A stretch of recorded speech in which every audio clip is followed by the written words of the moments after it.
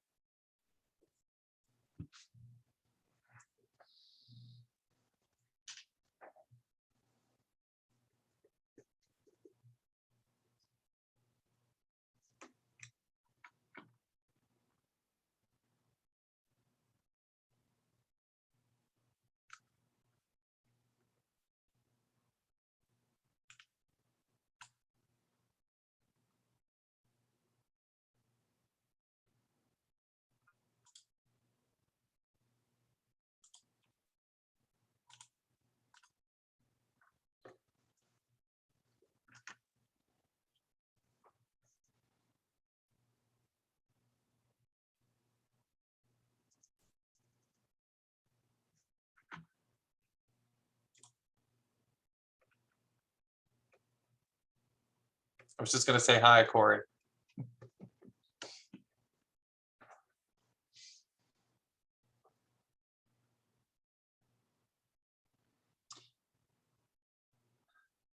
For those joining, we're just waiting for all the panelists to come online, so give us just a few more minutes.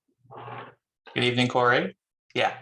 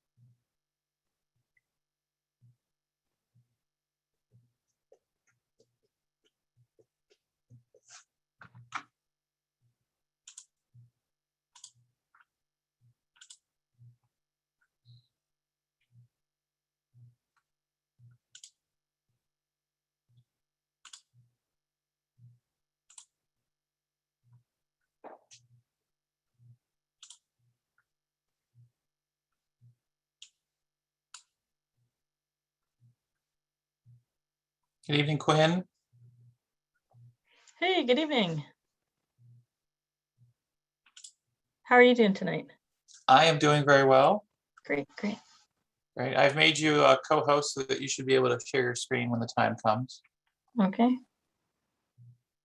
Yes, it comes up as a possibility, so. I think on your side, we're still waiting for Oscar and Andre. Yes, Andre will not be joining this evening. Corey is gonna represent DCHA, so just Oscar. Great. All right, then we're still a minute ahead, so we're good. Cool. Good evening, Commissioner. Can you hear me? Yes, Corey, we can hear you. Thank you. Great, thank you. And I know Commissioner Bass wants to join us, but he is in transit between meetings, so hopefully he'll be here soon. But we'll try to start on time. Okay, great.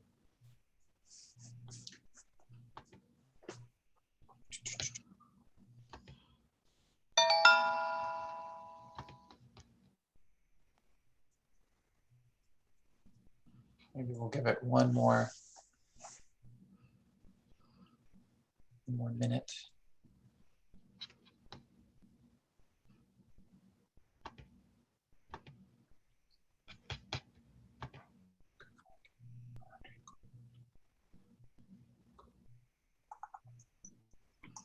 Looks like people are starting to come in. We may want to give them just a few minutes.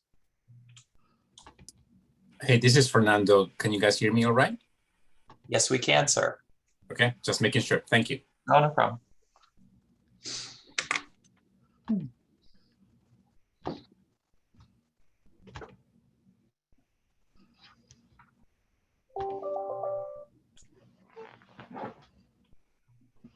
Good evening, everyone. I see people are beginning to join, so we're giving things just a few minutes to let everyone get in and get audio.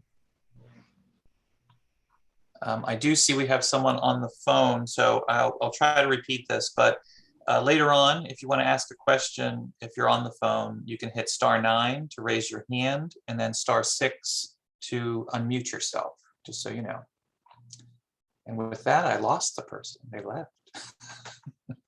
I was even ahead by telling them what to do. Maybe they signed in with their computer. Maybe they switched. That could be.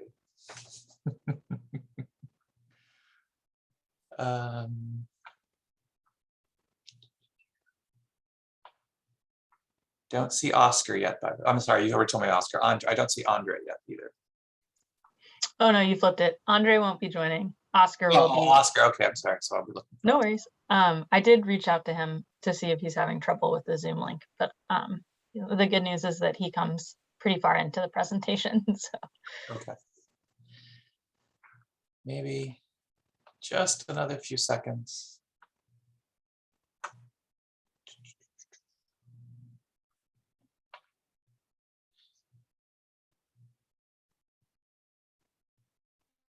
So I'll give people a heads up that there is a Q&A at the bottom. If you hit the Q&A, you can type in a question.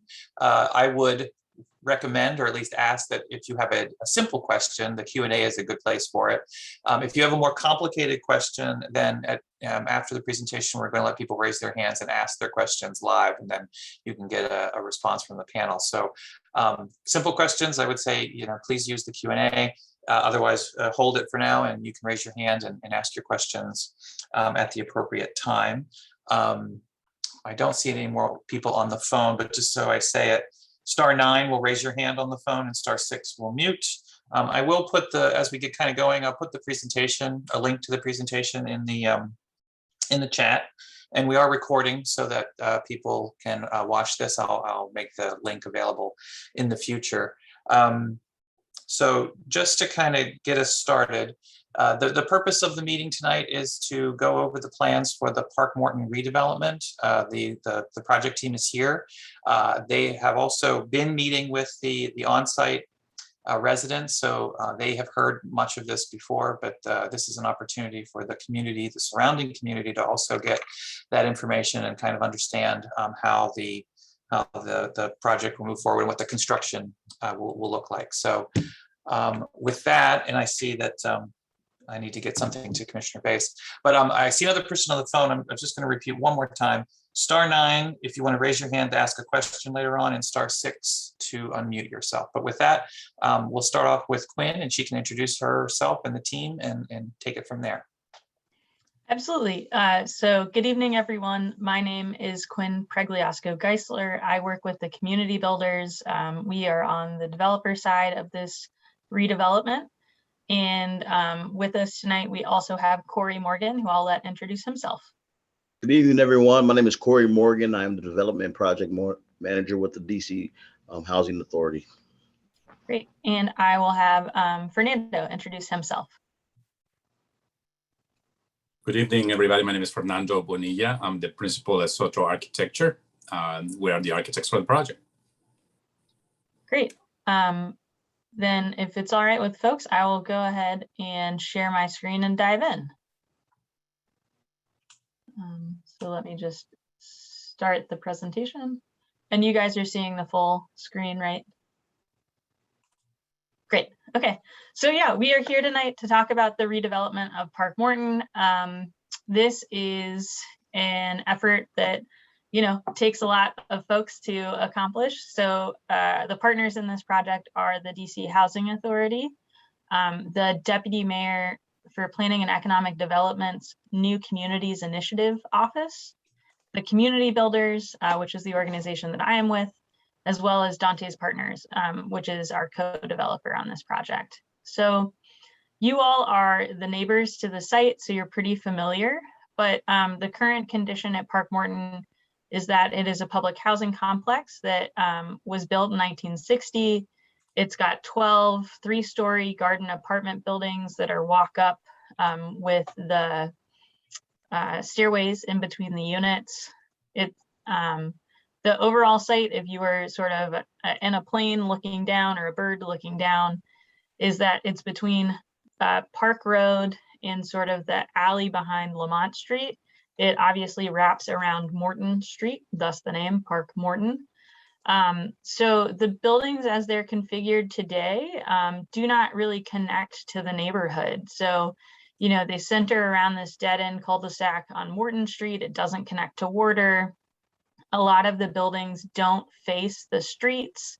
They have these very deep blocks, which create sort of negative space where folks can congregate, but that aren't necessarily planned intentionally to be active and sort of generating for the community.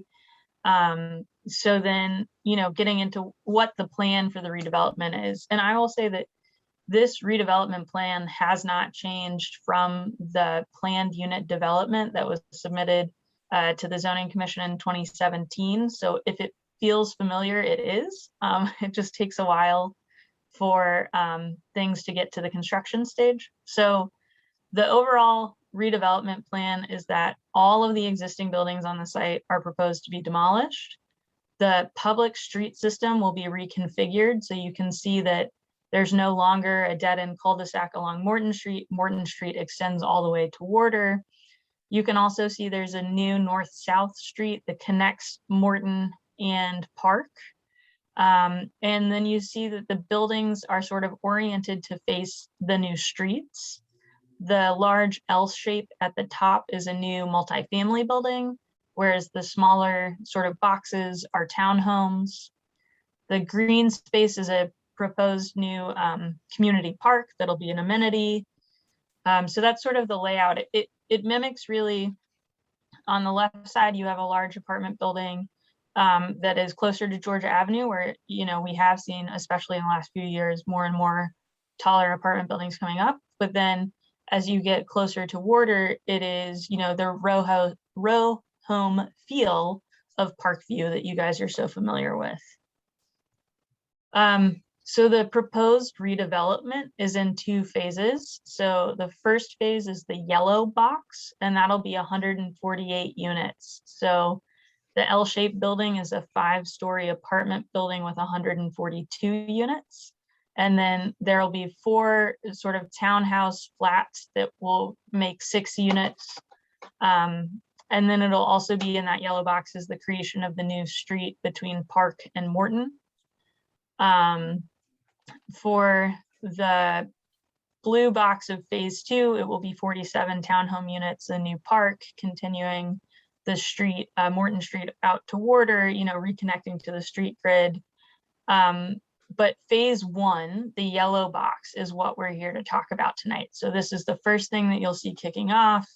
The redevelopment of phase two will not start until phase one is complete. So to give you guys a little bit of context of when I say phase one, the buildings that are currently in the footprint are 640 through 610 Park Road, 651 Morton Street, and then the sort of joined larger buildings, 615 and 617 Morton Street. So it creates a sort of U-shaped footprint around the existing row homes that are in between the buildings along Morton Street. And that's something that I'm not sure who's here tonight, but certainly for those neighbors, we want to stay in close contact. You know, we will present what our plans are this evening in ways to make sure that, you know, you have access to the rear of your home, et cetera. But we also want to make sure that you have our contact information should anything arise. So then, you know, what is this going to look like? So again, for sort of a bird's eye view, you've got in the front of the screen, the apartment building in the L shape. It's a 5-story apartment building with courtyards and a rooftop amenity space, as well as a green roof, which is the sort of checkerboarding you're seeing in solar panels. And then at the top of the screen are the row homes in the color. So the buildings that are in gray are existing buildings that aren't a part of the development. So this is down at the street level, looking along Park, facing down towards, like you're looking towards Georgia Avenue. And you can see the newly constructed 6th Street goes off to the left. And then you can see the new townhomes as well. And then this is as though you're standing in the cul-de-sac on Morton Street today. So you can see that rather than a dead-end cul-de-sac, it's connecting along 6th Street. That's a doozy. And you can see the townhomes in the foreground and then the multifamily building sort of wrapping around behind. And by multifamily building, I just mean apartment building. So this image is standing on Park Road, looking directly at the site. So where there are those 4 buildings now, you have this apartment building with sort of 3 bays alongside it. And in this building, there'll be an underground parking garage with 71 spaces.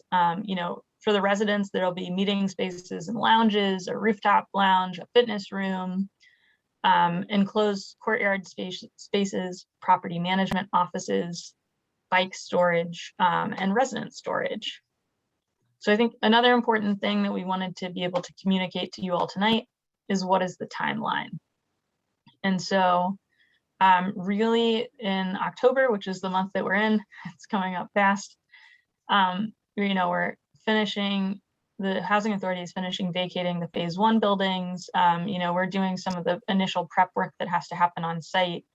And then really what I wanted to present to you guys tonight is that November is when you're going to start to really see things happen on site. So that's when we're starting the demolition and infrastructure work. And then about 6 months later, we'll follow a little more, I guess, 7 months later, we'll follow the vertical construction. And then the full project is about 24 months. So from November 2021 to December 2023. And when I say demolition and infrastructure, I mean this first stage from November to June, November of this year to June of next year. So you'll see the demolishing the 6 buildings that are in the phase 1 footprint. Basically, we'll also be digging a big hole in the ground for underground parking. Where we will also be building the new 6th Street between Park and Morton, and building new utilities like sewer, water lines to serve the new buildings. So it's very exciting from our standpoint, but you probably won't be able to see very much because it'll all sort of be at the ground level or below, which then takes us to vertical construction, which is really the second 18 months. So from June of 2022 to December of 2023. And by vertical, we just mean it literally starts to move above ground. So you'll see the apartment building rise to the full 5 stories, the townhomes rise up 3 stories, And you'll basically see sort of the building structure and walls first coming up. You'll see the roofs and then the siding and windows wrap around the building. And then the last thing that happens are the interiors with the flooring and the walls and fixtures, which probably won't seem as much from neighbors because the work is happening inside the building. So up next, I'd like to turn it over to our architect to give you a little bit more information. Thank you, Quang. And as mentioned earlier, my name is Fernando Bonilla. I am the principal and owner of Soto Architecture. We are a DC CBE minority-owned business enterprise just located down the street from your site. And I'm going to talk to you a little bit about the interior design that we have prepared, and also some of the design for the courtyards that Quinn was making a reference to. So if you remember that nice rendering that Quinn showed you with the front of the building, these are those three wings that she was talking about. So this is the side of the building that would be facing Park Road, where you can see that we have these three very, very inviting, very open, transparent common area spaces where we are providing a fitness room, a communal pantry, and a club room on the left side. So this will be the west side of the building. In the middle is where the lobby is located with the property management offices, the mail room, and the package room. And then on the right side, so the northeast corner of the building is where we will have a learning zone for kids and a resident council office. In between these three spaces, we will have these two very nicely landscaped courtyards that are really bringing residents together in the building. We can look at the next slide to give you an idea of some of those images that we're proposing that we've been working with our interior designer on. This is the image of the lobby and the entry, where you can see a little bit of the finishes that we're proposing, just how open the spaces will be, very inviting, as mentioned earlier. Let's go to the next slide with the club room. So this is that room on the northwest corner. And as you can see, lots of natural lighting and artificial lighting also to make that space as inviting and welcoming as possible. And the next slide will show us a little bit of the courtyards that we're proposing. The west courtyard will have this feel of being very, very nicely landscaped, very lush, with a lot of seating spaces and lighting, while the next slide will show us the courtyard that is located on the east side, which will have some areas for the kids to play, and is also connected to the kids spaces that I mentioned earlier, interior. So let's go to the next slide, please. And then on the 5th floor, we also have a rooftop lounge that will bring residents together.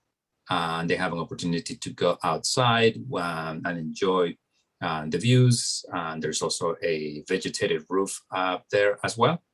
But that gives you an idea of where we are in our design at this moment. Thank you. Okay, great. And Commissioner Ray, has Oscar joined with Hammel Builders? Sorry, I'm sharing my screen and I can't see.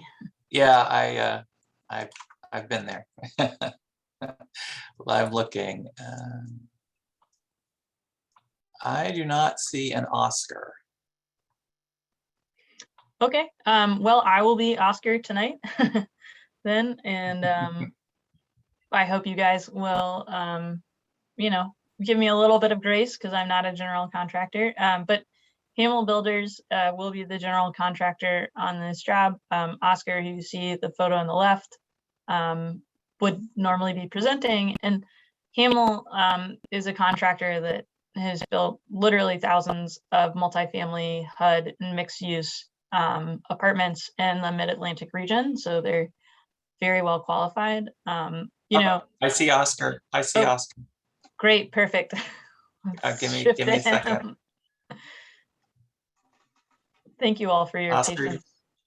Yeah, Oscar, you may need to promote your there. I think he's coming now. Great.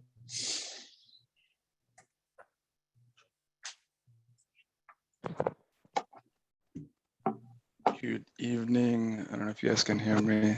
Oh, We can terribly hear you. Yes, we sorry. can. Can I hear you guys? Well, I should speak so you can test your, can you hear us now? Oscar? We could hear you.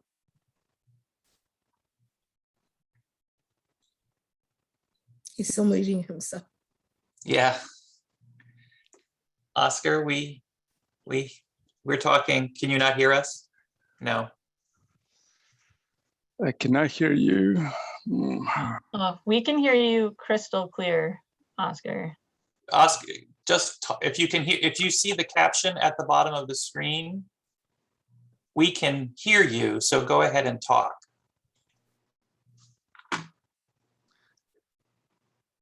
Okay. I can't hear you guys, but if you don't mind, I am terribly, terribly sorry for being late. Couple of things at the end of the day just discombobulated me, and obviously I'm still in the path. I'm Oscar Maxio. I'm with Hammel Builders. We're a 3+ decade-old company that we in I'm sorry. Oh, okay. We're a 3-decade-old company, and we specialize in multifamily housing. That's basically our bread and butter. We are very fortunate to be working in the affordable housing, workforce housing space. And we are very fortunate to have a good bit of experience with the urban infill type of project and working in tight neighborhood spaces. Actually, in fact, Park Morton, the first phase has a little bit more space, and we're kind of getting accustomed nowadays. But we have a very rich history working in the district, and we have a rich history working. Actually, we built the first phase of Park Morton some years ago there on Georgia Avenue.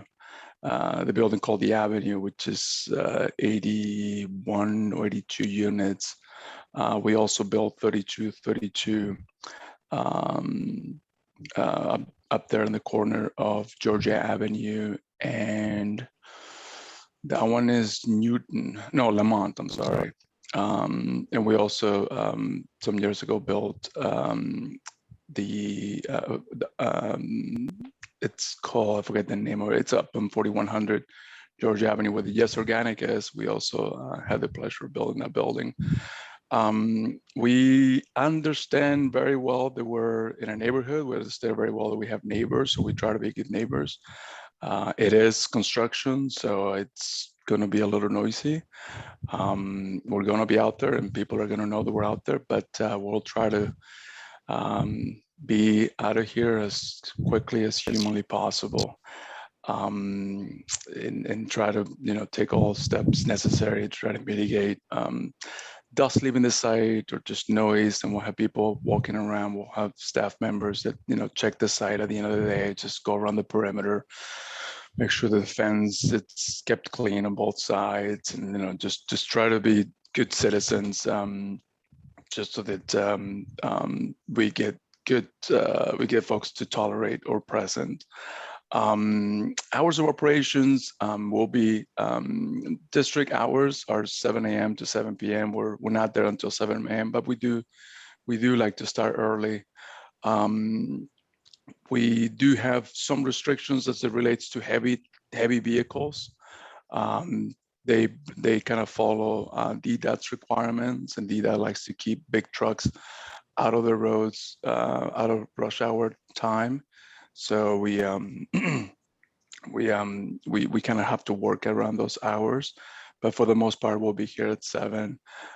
There is noise requirements that we have to stay within. So there'll be a couple activities on the front end. They'll be a little noisy, but within the tolerable, such as doing the excavation and the sheathing and shoring. But once we start getting out of the ground and getting the garage built and the first level and the transfer, and then when we start boxing the building in, you'll start to see that kind of the level of noise and everything else just kind of drops because we're more focused inside the building.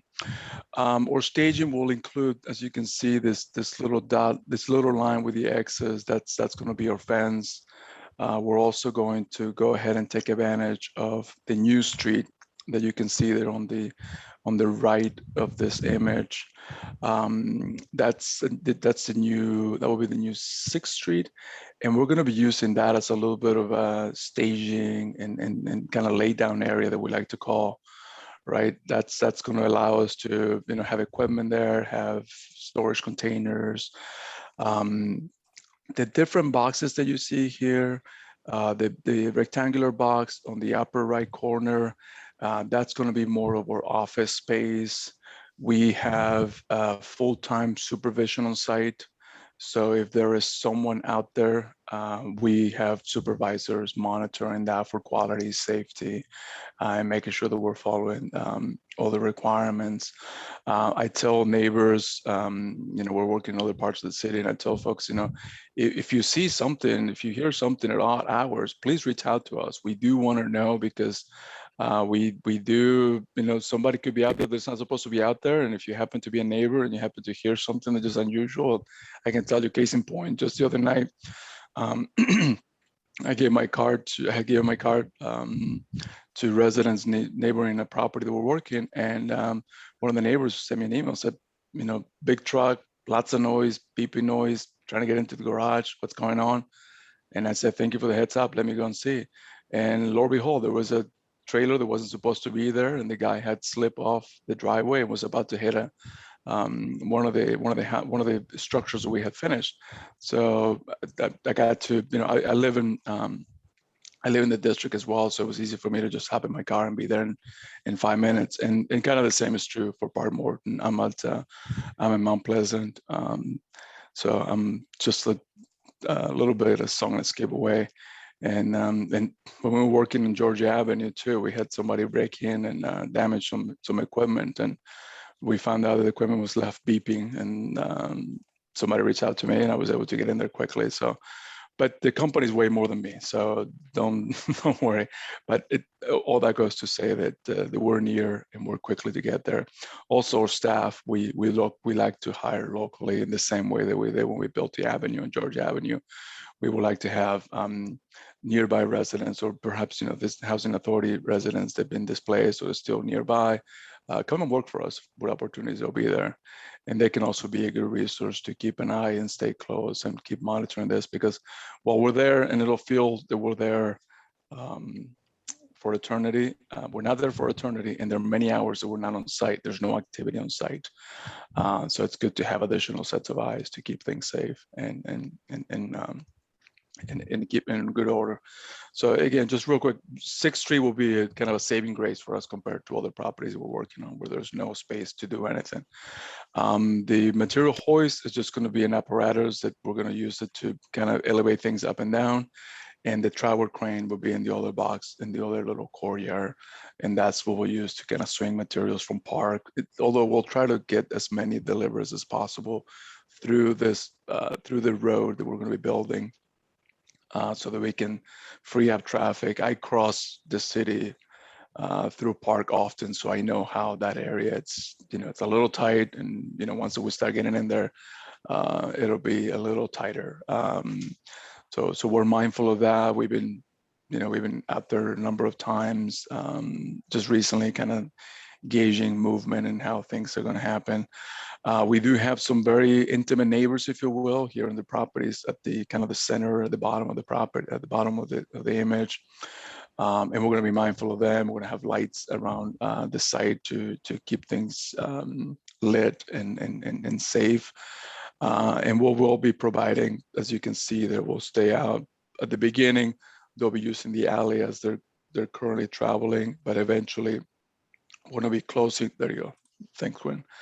Eventually we'll be closing that, but we won't close the alley as they access the back of their houses until we have part of the new structure, until we have the new structure transferable for them.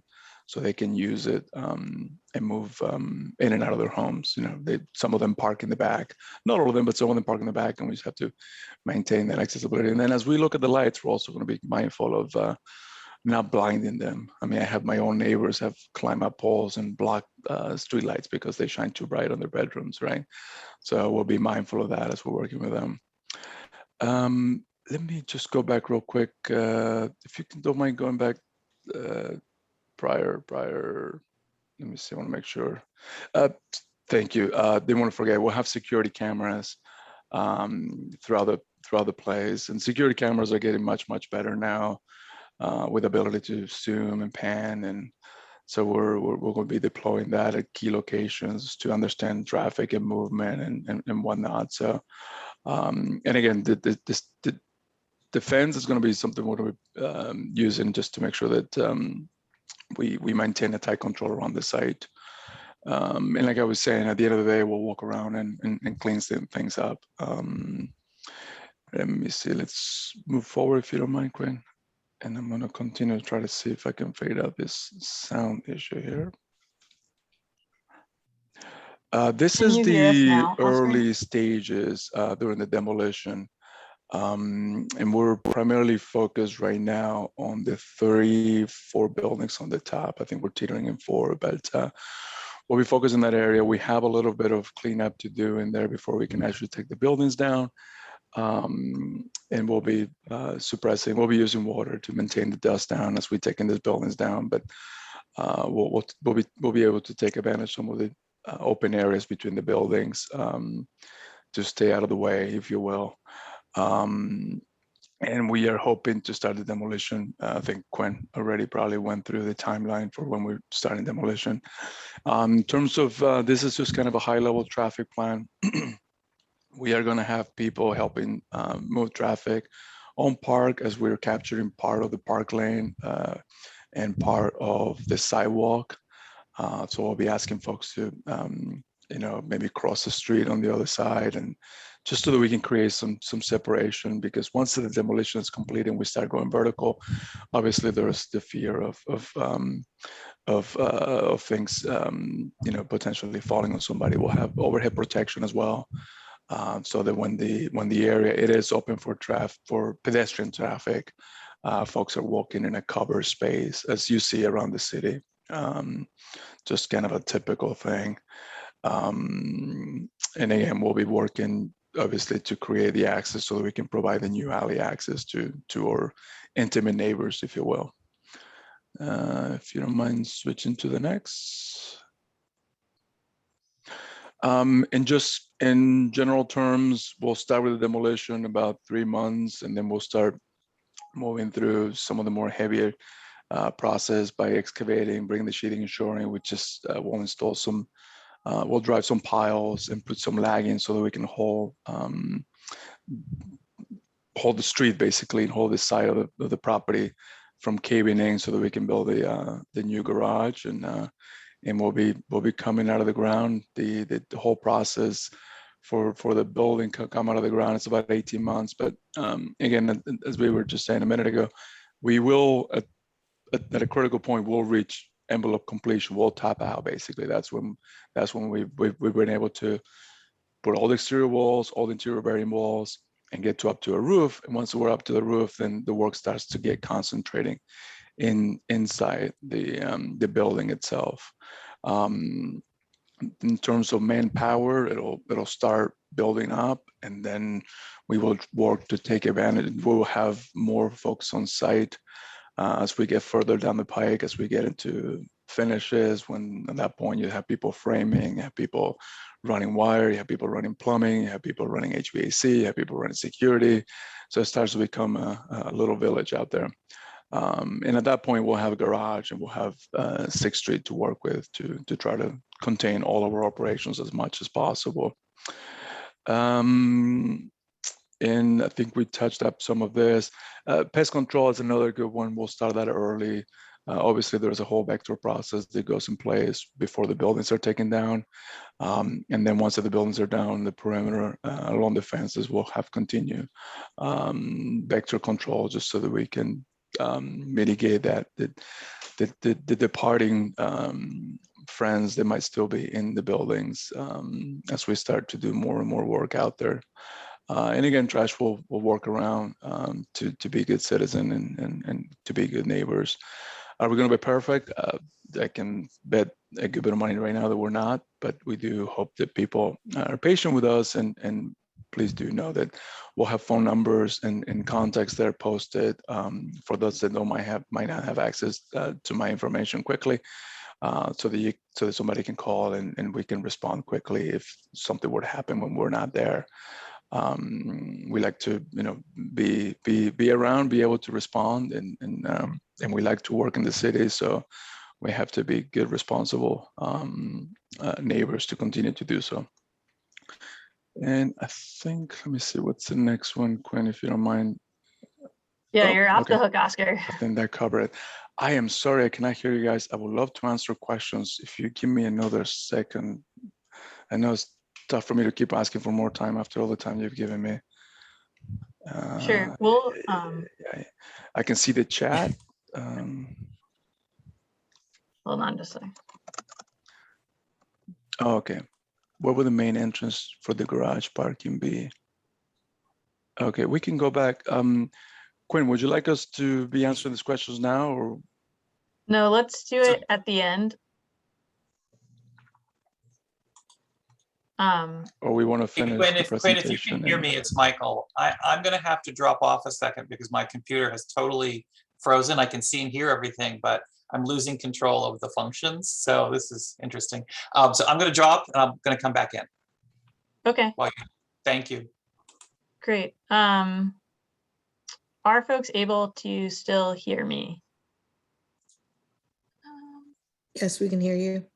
Okay, great. Well, then I'll continue at this point. I think we'll take the questions at the end. I just want to wrap up the presentation. There are just a couple more slides. So JDC will be our construction manager for the project. So that's a photo of Sean, who you may also see on the site. So he's going to be ownership's eyes and ears on site, and we'll be working closely with you all to, if there's anything, we want to make sure that you're able to contact him, because, we are all going to be in this project together for at least the 2 years that it takes to get built, and we'll be your de facto neighbors. So we want to make sure that the lines of communication are open. One thing that we wanted to address, this is a presentation about Park Morton, but obviously it is intimately related to Bruce Monroe. And just to explain it for folks, Bruce Monroe is the offsite phase of Park Morton redevelopment. So it was conceptualized as 273 new units between a senior building, an apartment building, and 8 townhouses. Of those 273 units, 90 were to be replacement units for Park Morton residents. So that is not what we are talking about today, but that is sort of like the sister project to Park Morton's redevelopment. And I just wanted to make sure that you guys had the latest update on the status of Bruce Monroe.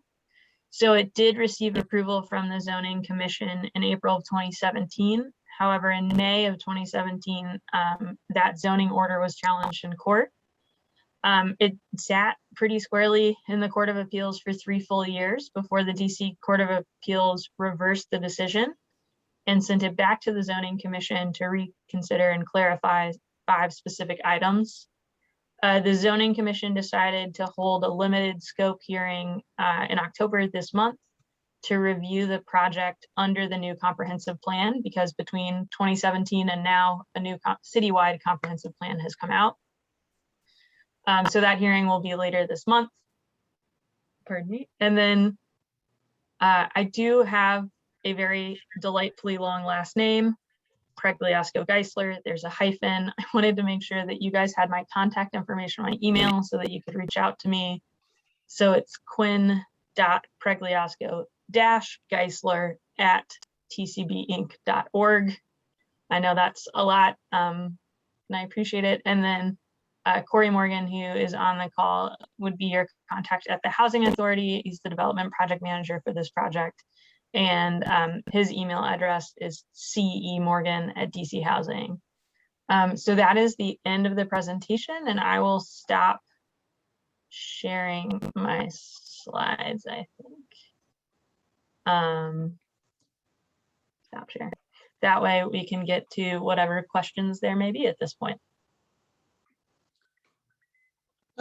Quinn, can you still hear me? Yes, I can hear you. Okay, because it's I've never had this happen before. It's a little glitchy. There I did see, and you may be able to pull them up if you click on the Q&A at the bottom. You'll see some of the questions that we had gotten during the presentation. I think one of them was about the location of the entrance to the parking garage, and those. Can you kind of look at those and cover some of them? Sure. So it would be awesome if I will share my screen again to answer the questions, but if you could read them to me and sort of be like the voice of God or the narrator, I think we can tag team this. Yeah. Or maybe someone else if you're having some technical difficulty. I am having technical difficulty. Let me see if I can raise Commissioner Bass up to be a. I can read him now that I can actually hear you guys. Oh, So okay. sorry. Okay, Oscar, if you got them, yeah, please do. Oh my God, that was so embarrassing. Kent, Well, I love the beer, man. Looks really good. I'm seeing it wherever. Okay, that was the first question. Where will the main entrance for the parking garage be? Absolutely. So I wanted to show you the full redevelopment, and you guys can see my screen, right? Yes. Oh, but I've now just gone back to the beginning. My apologies. Okay. So for the apartment building, the L at the top of the screen, you can see there's Park Road and then 6th Street are two boundaries, the newly constructed 6th Street. Then at the back of the building, there's an alleyway that you can see, and that's where the entrance is to the garage. So effectively, people would come on to 6th Street, turn into the alley, and then that's how they would access the garage.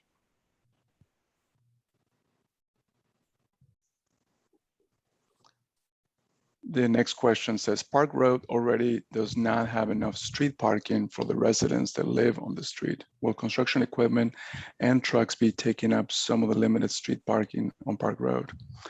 I'm happy to answer this one. I think, as we were noting, we have the benefit that as we start, and we have 6th Street that we're going to be controlling and building. So we're going to leverage that, and we're going to leverage the garage eventually to try to contain all of the parking.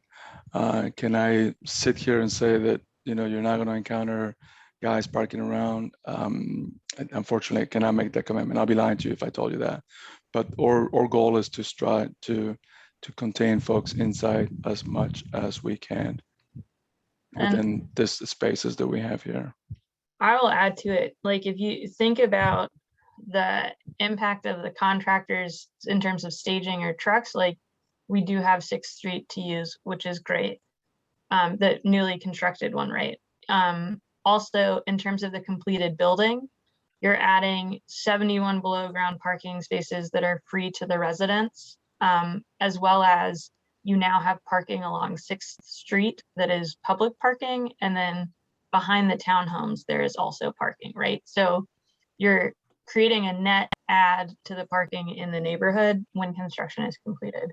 One thing that I do really want to make clear tonight, this is the traffic control plan that we have so far from working with the Department of Transportation. Our initial proposal was to close the sidewalk on the south side of Park Road, where this blue box is, and to have a mid-block crossing with flaggers. The Department of Transportation told us, no, we had to keep the sidewalk open.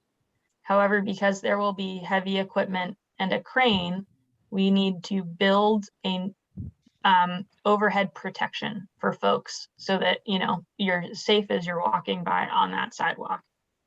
And unfortunately, for at least 10 months of the construction, that overhead protection and sidewalk will be in one lane of Park Road. And so we will lose parking along that block of Park Road during that time period. We have been in a lot of negotiations with the Department of Transportation. And that is, you know, that's what they're requiring us to do, and they are not gonna change from that. So we've offered a lot of solutions, but that is where they are. They will not allow us to close the sidewalk on the south side of Park Road. They will not allow a mid-block crossing, and all of that is for pedestrian safety, but it does have an impact on parking, and I want to be clear about that. The next question is, do we know how this timeline coincides with the timeline for the work on Park Road itself? Let me take that one. Thank you. So the work that they're talking about on Park Road is that the ANC and DDOT have been working on a bike lane project that will involve Park Road. So within the FY 2022 budget, they will need to do some work in making Park Road one way going westbound from Warder to Georgia Avenue, making it a one-way street and involving a bike lane that would then go the opposite direction so that you could bike in both directions. So obviously, you know, I've been making sure that both sides understand that there is something coming. So the construction folks know that this is something that's coming, and DDOT folks know that the Park Morton is coming. So there will probably be some overlap, but certainly, you know, they're not going to implement something that's going to completely mess this up. So both sides are talking to each other, but when it's all said and done, there will be parking on both sides of Park Road, and it will be one way in that westbound direction. So.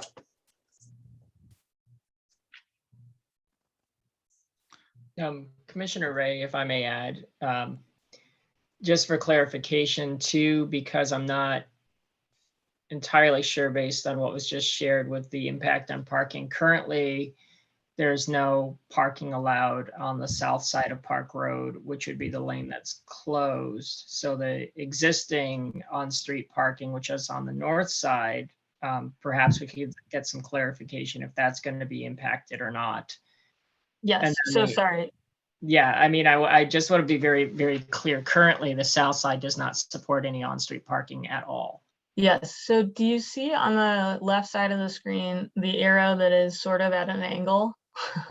So basically what it does is it takes, currently there is a two ways of travel lanes and parking.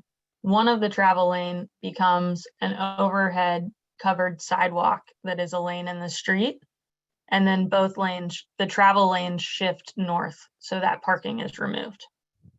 Okay, that's helpful for clarification because that wasn't clear to me when we were talking about this. Yep. The next question was also how will parking be impacted during construction? I think we covered this. I think you've covered that. Great. What kind of trees will you plant? Please do not plant ginkgos. They leave a mess everywhere.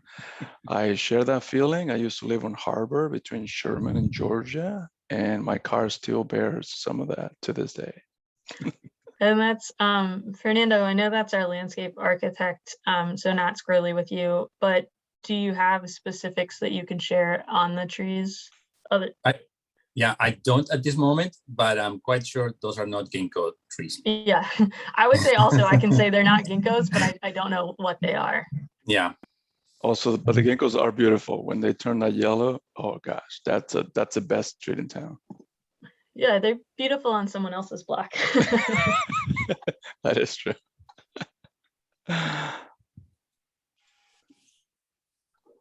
Okay, I think I can take it from here. Okay.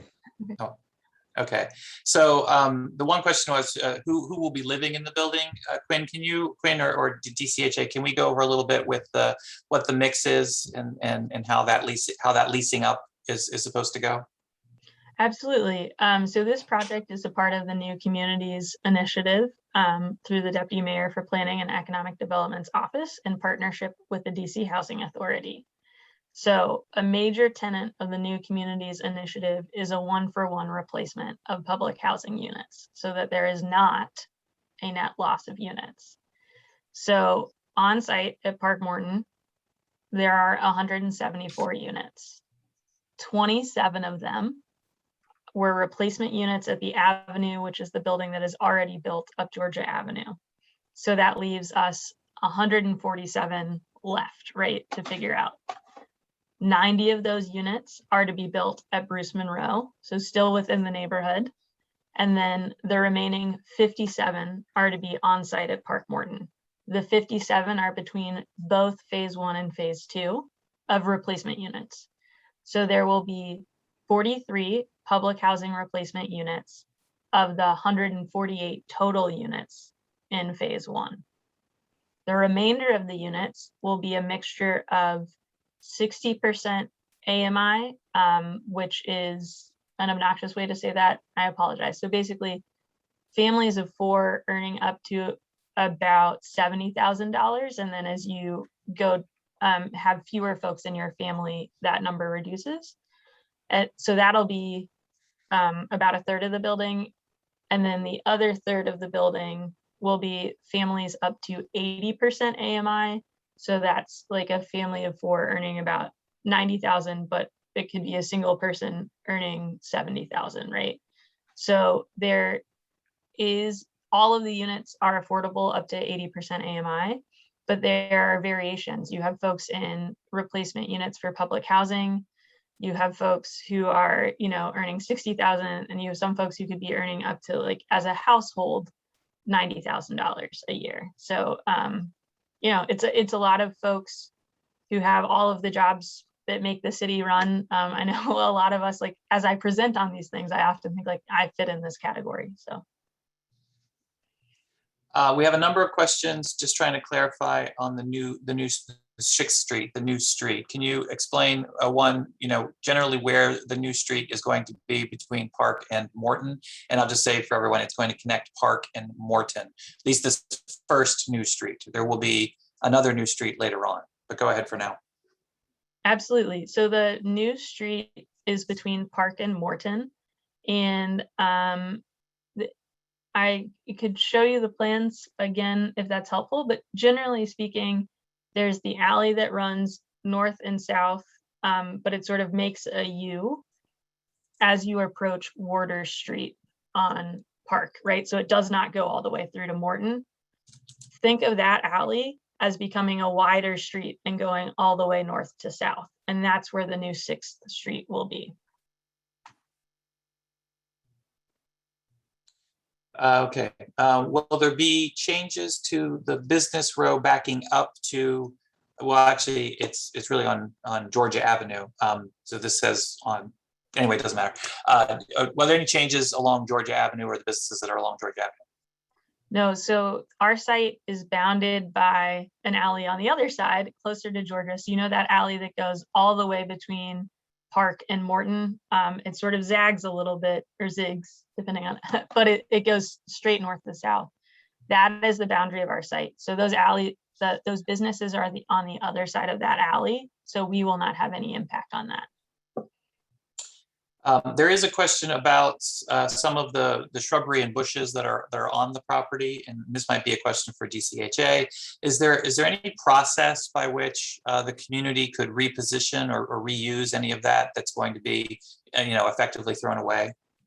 So I will say, Commissioner Ray did forward this request, and it is our understanding as a developer that we, like, basically the plan, if no one asked us anything, would be to demolish and pull everything out. We understand that there are some folks who are interested in particularly the rows of Sharon bushes being transplanted. So we are working with our general contractor to see if we can transplant some of those bushes to the interested parties. One of the questions is it possible to open up the south side of Park to parking during construction further down? I think the answer to that one is no from the fencing plan that I've seen. Yeah, so I will say that as developers, we have no control over that. DDOT has made it very clear that they're going to see the lane shift that for the entire extent of the property. So where those 4 buildings are along Park, one of the through lanes will be a covered walkway. And then it shifts back to its normal parking situation, parking and travel lane situation. Great. One of the questions from one of the homeowners along Morton Street is about privacy. Will there be any kind of plantings or shield, I don't want to say shielding, screening between any of the homes and these buildings? Absolutely. So there is, I'm trying to get to the plan, but Fernando, maybe you can talk about the rear of the townhomes while I pull that up. Yeah, absolutely. So the rear of the townhome buildings will be provided with fencing and its own landscaping, and it also has a small bioretention facility there as well. So very much compatible with the character of the existing townhomes that you will see along Park Road or Morton Street. And you can sort of see here, right? You've got these plantings for some privacy and the bioretention, and then you can't see particularly well, but there is fencing there as well. So just for my clarification, so those plantings, I mean, this is a rendering and I know that doesn't always translate, but is there the intent to have plantings along that portion in between those homes and the building you're building? Oh, I see. Between the row homes and the L-shaped apartment building, there's an alley is what's dividing those two. So that's right. That's right. What is, do you remember the distance? See the alley here. Yeah. Right. Okay. Do you remember the distance between the building and the homes? Like, what is that? Is that 100 feet? Is it 50 feet? Do you know? It's at least 30 feet between the new proposed building, the new proposed multifamily building, and the townhome building. At least 30 feet. No, I think you're on the wrong side. I'm talking about the distance between the new multifamily building and the homes that exist on the block. So you've got the alley, which is some amount of feet, and then you've got greenery that is some amount of feet. Do we know the distance? I have to pull that out. Okay, we'll move on while you think about that. But you know what I mean, right? Between the homes that are there today on Morton Street and the back of our new building. Yeah, that's right. that distance. Yeah, I'll have Fernando take a look at the site plan to see if he can pull up the exact. But in addition to the alley, there's like a small green buffer space. And then on the other side of our lot line, it doesn't go all the way to the line. So he can pull up the dimensions while we move on. Okay, we'll move on. Jennifer asks, how many residents do we plan on having still in the phase 2 during the construction? How many Park Morton residents? Sorry. Corey, I will shift that to you. No problem. Right now we have currently 19 in phase 2, and everyone who wants to stay in phase 2 is able to stay. There are some residents that have even been relocated from phase 1 to phase 2. So again, we heard the community's response, and we worked really hard to make sure everyone who wanted to stay at Park Morton can stay in Park Morton during construction of phase 1. Thank you, Corey. Kobe is asking about the small alley that connects Water Street to the to the rest of the property. I believe it's a phase 2 build, but can we talk at all about that new road and when that new road would go in? Sure, absolutely. So basically and just rough estimates, we have the 2 years of construction for phase 1, right? And then we would potentially move, if there are residents in phase 2 who want to move to phase 1, right? They move over into the completed building.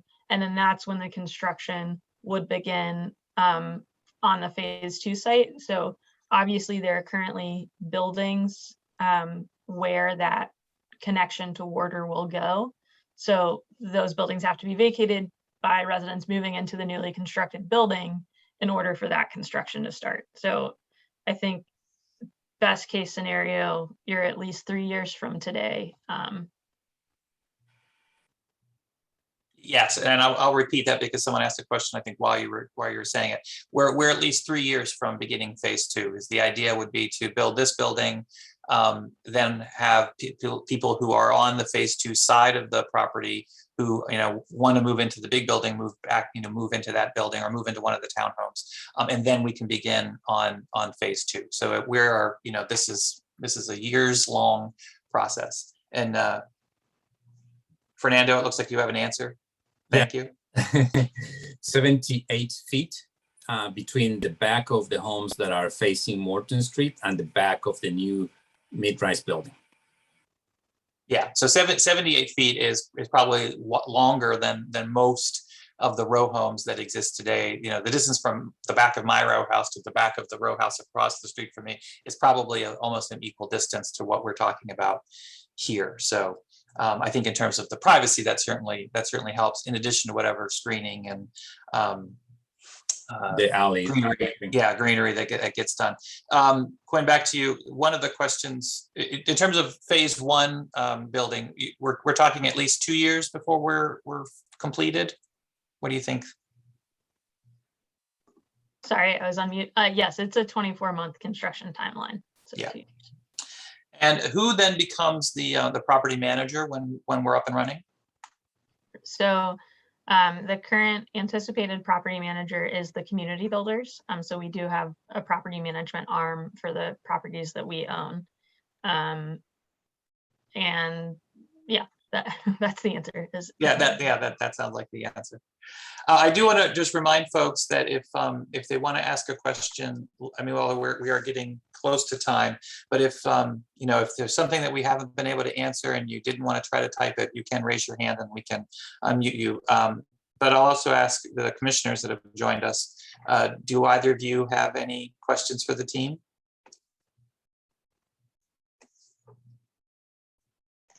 No, I don't have any questions right now, Commissioner. I just have one question about the business community and any construction or outreach. Well, any outreach that you've done to the business community on the impacts of construction along Georgia Avenue and how what businesses might be seeing or facing during time of construction. I'll say we have not done outreach to the businesses along Georgia in recent years. I know we did as we were doing the PUD, but that is definitely next up on the list. I was hoping maybe a couple of folks would be able to attend tonight, but we will also do direct outreach. Teresa Edmondson is the Lower Georgia Avenue Main Streets Director, and it could be good to coordinate with her. I think that it would be good to do outreach to businesses along Lower Georgia Avenue, at least along the block of Georgia Avenue between Lamont and Morton Street. And I think that it would be good to just let them know, especially if there's any impact on parking. Okay, that sounds good. Yeah. I see that Jordan has raised her hand. Jordan, I'm allowing you to talk if you can. Hi there, can you hear me? Yes, we can. Thank you. I live across the street from this phase 1 in 625 Park Road. And our residents in this building have had a number of issues with flooding when there's been really heavy rainfalls. And it's a lot of times, we had a very large flood last year in September when the sewage system basically in this neighborhood overflowed, and we had to install a backflow preventer valve. I was just wondering if the influx of 142 units and people across the street, if there's any existing plans to fix some of the sewage system in this neighborhood or on this block, because I know that it's going to continue to be an ongoing issue, especially with climate change. Sure. So I'll speak to some of this and then let Fernando address some of it as well. So basically, yes, there are plans. The easy answer is yes, there are plans. I think one thing is that, there are 174 units on site today. And so that is, we are gaining about 20 units between the two phases. So it's not, 150 new residents.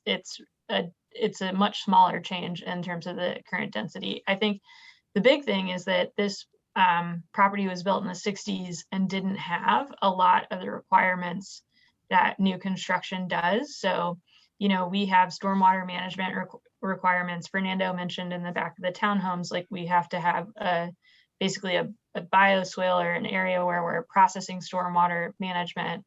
The building has green roofs, so to collect that. So we're really collecting and holding more water on site so that it slowly hits the systems than what you have today.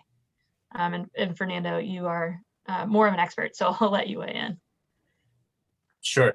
So just to follow up on what you were mentioning, Quinn, the fact that the new apartments are provided also with a lot of water sense or water saving fixtures is also going to, even when we're increasing the number of apartments, we're going to at least maintain the gallons per minute and everything else, or gallons per flush that are going to be coming down the sewer lines. A lot of the infrastructure that's being mentioned also is going to mean that we're going to replace some of those existing pipes. And of course, you know, we're not going to be reusing any of the existing infrastructure that exists for the existing garden apartments. So all of that will be new. Great, thank you so much. Thank you, Jordan. There was a question, I'm back to the Q&A. There is gray material shown in the rendering. Is that metal panel or EIFS? I can answer that. No EIFS. So no exterior insulated systems. Very good. Thank you. One of the questions, and I'm going to take this one, is with the influx of new workers and eventually more people, are there going to be traffic calming measures instituted on Georgia Avenue? You know, the ANC, myself, and I know my colleagues agree that Georgia Avenue is probably one of the most dangerous streets that we still have here in the District of Columbia. It is a significant issue. Thankfully, you know, the council saw fit to add, I think $1.25–1.5 million to do some traffic calming measures along Georgia Avenue. That is at best probably a Band-Aid. There needs to be a long-term strategy for what we're going to do with 2 lanes of heavy traffic. You know, there have been talks about adding bus lanes and other kinds of sort of large, long-term changes to the traffic patterns on Georgia, and those will have to be done. So yeah, this will continue to be one of those issues that we have to wrestle with, but it is certainly high on everybody's list, including, you know, Councilmember Nadeau. But I don't know if my colleagues have anything more they would add on the Georgia Avenue issue. No, that's fine. And this may be our last question, or maybe I'll give one more. But in terms of the ownership of the building and the land, Quinn or DCHA, can you explain to them how the property and the land ownership works going forward? Absolutely. So the Housing Authority is a part co-owner with the community builders and Dante's partners in the building and the improvements, but the land remains with the Housing Authority. We will enter a 99-year ground lease with the Housing Authority to be able to build the buildings above. But the Housing Authority owns the land. They're in the ownership structure for the building, and the affordability requirements that we have run the length of time of the ground lease. So the 99 years. Very good. And with that, it looks like we have answered everyone's questions. So we're gonna wrap this up. I really do appreciate your time, and sorry for my own technical issues. I'm back and forth between 2 PCs now to try to manage all this. But I thought that was very informative. If people have any particular issues that we were unable to address this evening, they are welcome to reach out to me. My ANC email is 1A09@anc.dc.gov. 1A09@anc.dc.gov, and I can get you the answers or any of the packet that we went over tonight, or any other things that you might be looking for. I am also the co-chair of the Park Morton Redevelopment Steering Committee, so we meet regularly with the development team and the residents and the resident council president, so that we can, you know, keep moving things forward or answer questions or bring issues to the forefront. So keep that in mind as this all moves forward. Any parting words from the development team? No, I mean, I think so. Yes, I guess. Thank you all so much for your time. I know that it's really busy, and then a lot of us look at screens all day. We will be neighbors for the next 2 years, so I really hope that you feel comfortable reaching out to us, reaching out to Oscar, to Fernando. Like, you know, we want to know what we can be doing better, and we only improve with constant communication and feedback. And hopefully this is just the beginning of many meetings to keep you all updated on the progress. And we wanted to have a separate meeting to be able to give you a lot of information, but we'll certainly attend your regularly scheduled ANC meetings to give updates or answer questions in the future. Thank you very much. And with that, I will try to end this, although I may have to, throw the computer out the window in order to make that happen. So thanks, everyone. Thank you all.